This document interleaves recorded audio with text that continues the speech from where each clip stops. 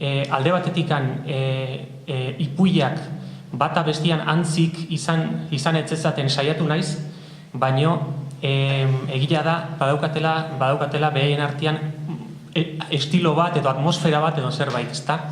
Eta gainea, esan deten bezala, saiatu naiz, gaiak diferentiak izaten, garaiak ere diferentiak izaten, askotan euskalki diferentiak ere sartzen ipui batek bestearekin loturarik izan etzezan, eta alde hortatikan idatzi ditut gainea oso garai diferentetan, zarrenak ditu 10 urte, gehienak egia da idatzi dirala azkeneko 3 urtetan, baino batetik bestea tarte handia zeon, tartean ere igual 2 ipui egiten ditu, baina bertan bera gelitzezian, orduan, nik ere ez dakit nola sortu dan batasun hori, ezta? Baina pixka bat hortaz nahi nuke bi hitz esan, ezta?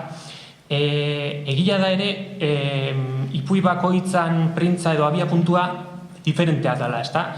Badao ipui bat adibidez, adibide bat jartzeko, eskolako atari batian 2 persona hitz egiten ikusi, eta eskolako ordua zan, da 2 horiek zertaz ari gozian, horrek eman zian ipuia hasteko giltza, ezta? Beste bat dao, oso diferentea, da bizkarreko min batek eragintzuna. Derrepente izugarrizko lat ematen dizun min bat, medikoan azuaz medikoak ez dakite zer dan, probak, zuia malaletxian, eta gauetik goizera badijua min hori. Orduan horri esplikazio bat topatzia. Beste bat ere, eta hemen lagunak dauzkat hori bizi izan dutenak, basotikan bidei bat egiten aizeala, lainoa sartzen da, eta kasi lainoak jan egiten zaitu. Eta ero launa bialtzen dizu argazki hori, eta hortikan tirata hasten zea ipui bat idazten.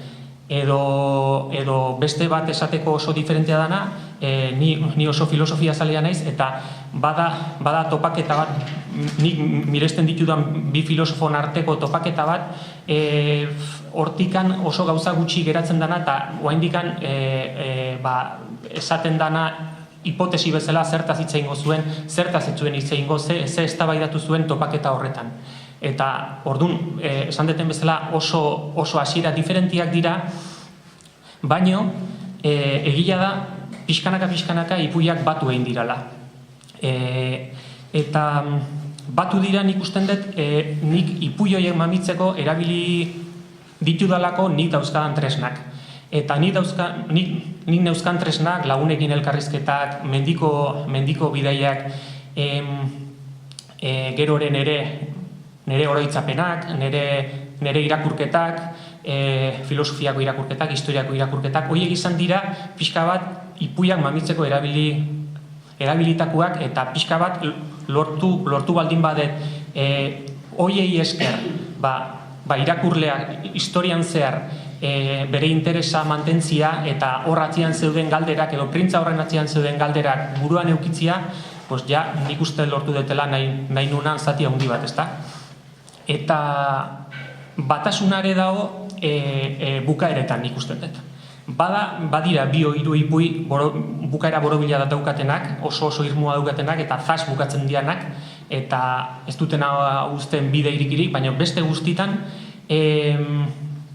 esango nuke nahi izan detela pixkat metafora bat erabili, eta metafora honena portadako basoa da, ez da basoa ipui askotan azaltzen dalako, nahi nun irakurlea hein handi batian basoan galduta utzi, bukaera emateko orduan. Eta